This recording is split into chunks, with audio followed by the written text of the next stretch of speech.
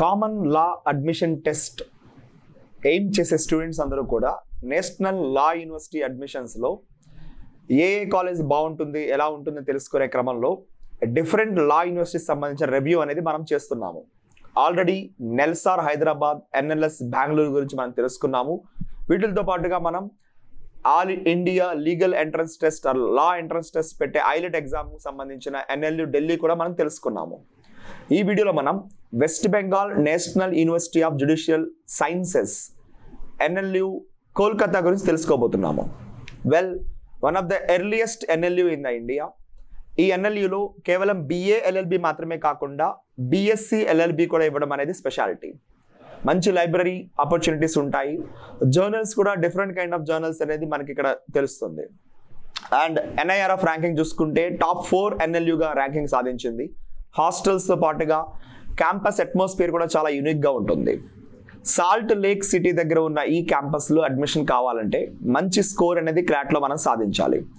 క్యాంపస్లో ఉన్న మరింత స్పెషాలిటీస్ తెలుసుకోవాలంటే legal aid, social legal aid అనే ఒక ప్రోగ్రామ్ ఉంటుంది.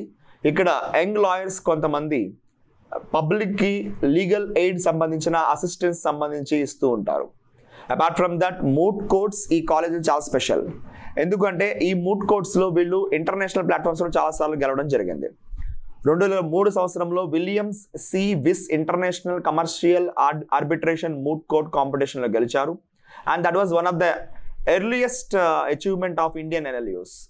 భారతదేశంలో ఈ కాంపిటీషన్లో గెలిచిన సెకండ్ ఎన్ఎల్యూగా పేరుగానించారు. అండ్ తర్వాత వీళ్ళు COVID-19 సమయంలో కూడా సేమ్ కాంపిటీషన్లో మళ్ళీ గెలిచారు. తద్వారా వీళ్ళు ఎన్ఎల్యూ కోల్కతా భారతదేశంలో 2 సార్లు ఈ ఇంటర్నేషనల్ కమర్షియల్ ఆర్బిట్రేషన్ మూట్ కోర్ట్లో గెలిచిన కాలేజ్గా పేరు గణించింది. ఇక్కడ మనం తెలుసుకోవాల్సిన మరొక విషయం ఏంటంటే డిఫరెంట్ కైండ్ ఆఫ్ జర్నల్స్ కేవలం లా మీద మాత్రమే కాకుండా సోషల్ ఆస్పెక్ట్స్ పైన, గవర్నెన్స్ ఆస్పెక్ట్స్ పైన కూడా వీళ్ళకి అవైలబుల్ ఉంటుంది.